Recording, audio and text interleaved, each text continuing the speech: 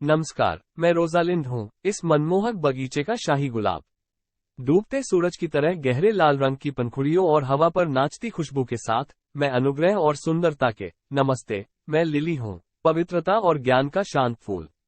मेरी पंखुड़ियाँ ताजी गिरी हुई बर्फ की तरह सफेद, शांति की हल्की खुशबू रखती हैं, और मेरा दिल बगीचे के रहस्यों को छुपाता है, साथ इस पुष्प साम्राज्य पर शासन करता हूँ।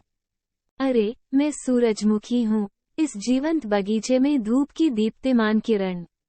दोपहर के सूरज की तरह उज्ज्वल पंखुड़ियों के साथ, मैं उन सभी के लिए गर्मी और खुशी लाता हूँ जो मेरी सुनहरी चमक का आनंद लेते हैं। नमस्कार, मैं बैंगनी हूँ, शांत शक्ति का लचीला फूल। इस बगीचे के जीवंत रंगों के बीच गहरे बैंगनी रंग की मेरी पंखुड़ियाँ दृढ़ निष्ठा और दृढ़ संकल्प का प्रतीक हैं। हाय, मैं डेजी हूँ, इस खूबसूरत बगीचे में खुशी फैलाने वाला सरल लेकिन आकर्षक फूल। मेरी सफेद पंखुड़ियाँ मासूमियत और पवित्रता का प्रतीक हैं, और मेरा धूप वाला स्वभाव सबसे उदास दिनों को भी रोशन कर देता है।